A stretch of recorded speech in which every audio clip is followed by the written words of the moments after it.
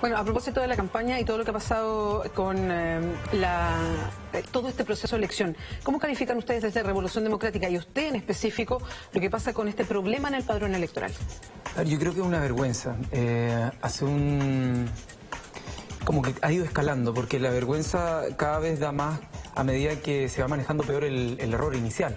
El error inicial ocurre varios meses atrás y es por un problema de cruce de la base de datos, además de la mala aplicación de la ley que nosotros promulgamos para que fuese más expedito el cambio electoral.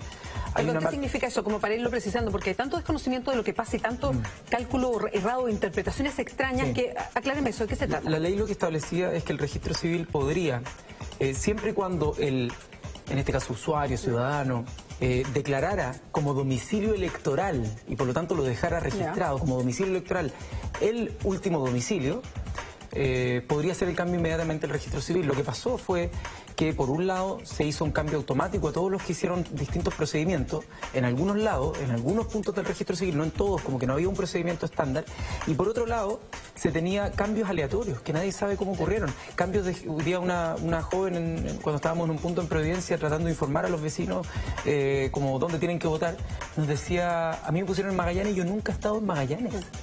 Otras personas en comunas muy aleatoriamente. Entonces hay un cuestionamiento con cómo fue ese cruce de base de datos, cuál fue la negligencia. Pero el error más grave desde mi punto de vista, porque errar es humano, una negligencia, uno no se esperaría que el siglo XXI, año 2016, haya un problema de base de datos, pero imaginémonos que hay ese problema de base de datos. Tuvo 4 meses y medio el gobierno para poder implementar una solución. Por un lado, incluso al punto extremo poder aplazar. Cuando estaba 4 meses, aplazar una semana la elección quizás no es tan grave, pero se optó por una solución que nadie entendió, que es esperar, hacer simplemente un tema de que los que quieran que se cambien en este último tiempo, pero no hacer un plan agresivo para poder resolver el problema. No se magnificó.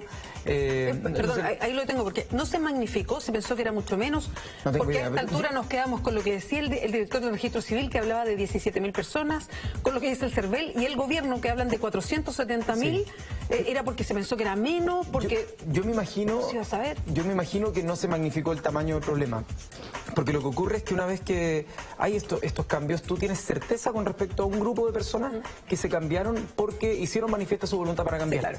Pero tienes otro grupo en el que tienes incertidumbre. No sabes si es que manifestaron o no su voluntad para cambiarse. Y el gobierno, la solución que propone a menos de 7 días de la elección es que exista doble padrón, es decir, que se duplique el padrón en esos casos repetidos y por lo tanto que la persona escoja en cuál de estos distintos lados votar. Eso habría 3 o 4 problemas graves que desde mi punto de vista. Por un lado, el problema de la posible doble votación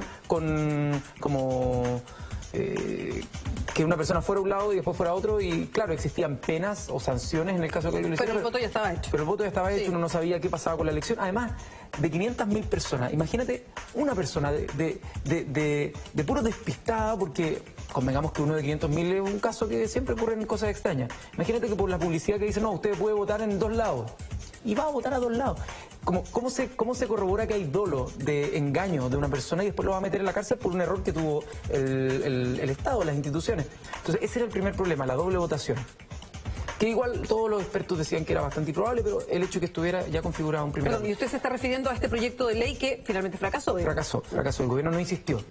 El segundo problema grande era el voto estratégico. Si tú estás inscrito en 2 partes y una elección está más o menos lista y otra elección está más peleada según tu tendencia política, tú podrías escoger una de las otras sin que el resto de los ciudadanos lo pueda hacer, porque el resto de los ciudadanos tuvo hasta varios meses antes para fijar su domicilio electoral. Entonces, hay un comportamiento estratégico del voto que puede dar vuelta a una elección. Recordemos no deja que a todos los votantes en la misma situación. Claro, no deja a todos los votantes en la misma situación. Recordemos que hace 4 años en Ñuñoa fueron 30 votos de diferencia. Los votos de concejales, por lo general, van en poquitos votos, incluso en las mismas listas. Ese era un segundo problema. El tercer problema es que podría, eventualmente, el haber doble padrón, hacer crecer artificialmente el número de concejales, porque el número de concejales de una comuna está determinado por el padrón, por la cantidad del tamaño del padrón. Entonces, un consejo podría pasar de 6 a 8 concejales. Entonces, uno decía, pero artificialmente, o sea, hay una sobrerepresentación en términos de concejales y otros problemas menores como, por ejemplo, los que ya habían sido asignados como vocales de mesa y que ya iban a ir a un lugar y al final le daba la opción que pasa si iban a votar al otro lado, está la sanción o no. Nada de eso estaba resuelto, entonces al final el gobierno yo creo que entendió que no tenía piso político para avanzar, ni en su coalición. ¿No le iba a dar el apoyo? Yo la verdad es que estaba en la duda porque de verdad tú te bates entre dos graves problemas. Uno es que personas por el solo hecho de haberlas cambiado puedan ver impedido su ejercicio del voto. Y el otro gran problema era poder todos estos problemas que acabamos de resolver, que tú con tu voto en el Parlamento estés autorizando que todo ese escándalo pueda pasar. Entonces la verdad fue bien difícil, estuvimos 24 horas como... Yo no sabía muy bien qué es lo que iba a votar, me la iba a tener que jugar en algún caso, pero no era para nada sencillo. Diputado